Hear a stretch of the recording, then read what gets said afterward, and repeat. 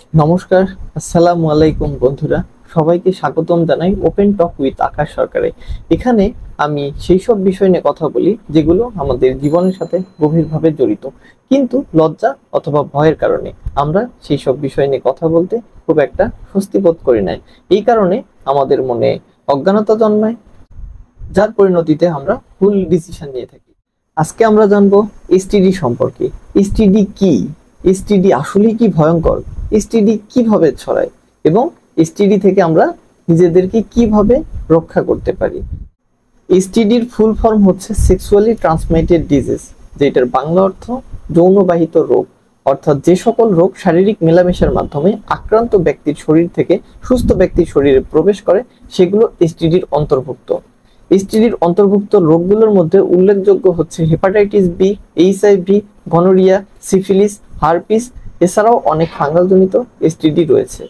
আপনি কি জানেন সারা বিশ্বের লক্ষ লক্ষ মানুষ প্রতিদিন এসটিডিতে আক্রান্ত হচ্ছে? এই এসটিডি বা সেক্সুয়াল ট্রান্সমিটেড ডিজিজ যে কতটা ভয়ঙ্কর তার একটা পরিসংখ্যান আপনাদের বলি। 2020 সালের বিশ্ব স্বাস্থ্য সংস্থার রিপোর্ট অনুযায়ী গড়ে সারা বিশ্বে 8 থেকে 10% মানুষের যৌনবাহিত রোগ রয়েছে। তবে ইউরোপ, আমেরিকা এবং আফ্রিকাতে এই পার্সেন্টেজ দ্বিগুণেরও বেশি। সেখানকার এসটিডির পার্সেন্টেজ 20 থেকে 25, অর্থাৎ গড়ে প্রতি 5 জনের একজনের এই যৌনবাহিত রোগ রয়েছে। এসটিডি এত ভয়ঙ্কর হওয়ার সবচেয়ে প্রধান কারণ হচ্ছে আপনার যদি কোনো কারণে এসটিডি হয়ে যায় তাহলে সেটা কোনোভাবেই পূর্ণ নিরাময় সম্ভব না। মূলত 3 ধরনের এসটিডি হয়: ব্যাকটেরিয়াল ঘটিত এসটিডি, ভাইরাল ঘটিত এসটিডি এবং প্যারাসাইট ঘটিত এসটিডি।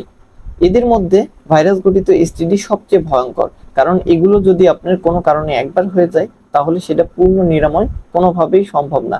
কেবল ঔষধ এবং নিয়ম কানুন মেনে এগুলো নিয়ন্ত্রণ করা যেতে পারে, কিন্তু পূর্ণ নিরাময় কখনোই সম্ভব না।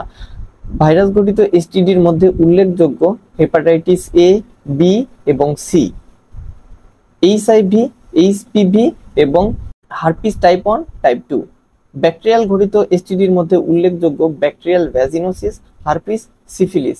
প্যারাসাইট ঘটিত এসটিডির মধ্যে উল্লেখযোগ্য ট্রাইকোমোনিয়াসিস এবং পিউবিক লাইস। এই ভয়ঙ্কর যৌন রোগগুলো দ্রুত ছড়িয়ে পড়ার কিছু উল্লেখযোগ্য কারণ রয়েছে। প্রথমত, ইনকনসিস্টেন্ট কন্ডোম ইউজ। মানুষের একটা স্বাভাবিক প্রবৃত্তি, তারা কন্ডোম ইউজ করতে চায় না। এটার কারণ হিসেবে তারা ব্যাখ্যা করে যে কন্ডোম ইউজ করলে তারা প্রপার যে ফিল সেটা পায় না, বা ফুল যে স্যাটিসফ্যাকশন সেটা তাদের আসে না, যেটা একেবারেই সত্য কথা না। এটা মেন্টাল ট্রমা। সো আপনি যখন মাল্টিপল পার্টনারের সাথে সেক্স করতেছেন তখন কন্ডোম ইউজ করা একদম মাস্ট। দ্বিতীয়ত, ডেটিং অ্যাপ ইনফ্লুয়েন্স। এখানে কি হয় যে একটা মানুষ অনেক বেশি হতাশ, তার কোনো বন্ধু অথবা বান্ধবী নেই। এবার সে কৌতূহল বশত কি করে যে ডেটিং অ্যাপ এগুলো ইনস্টল করে এবং জাস্ট শুধু নিজের যৌন আকাঙ্ক্ষা চরিতার্থ করার জন্য সম্পর্ক বিল্ড আপ করে, যার পরিণতিতে কিন্তু তাদের এসটিআই হয়ে যায়। এন্ড থার্ডলি, সেটা হচ্ছে যে ল্যাক অফ এডুকেশন বা মিস ইনফরমেশন।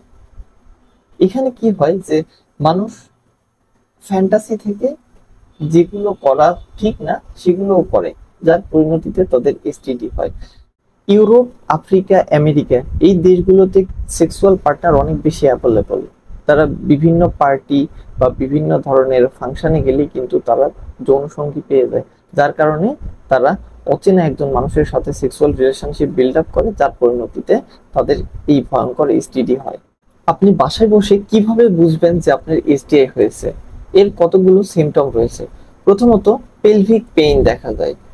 এখানে কি হয় যে আপনার যে যৌনাঙ্গ রয়েছে সেইটার আশেপাশে ব্যথা অনুভব হয়।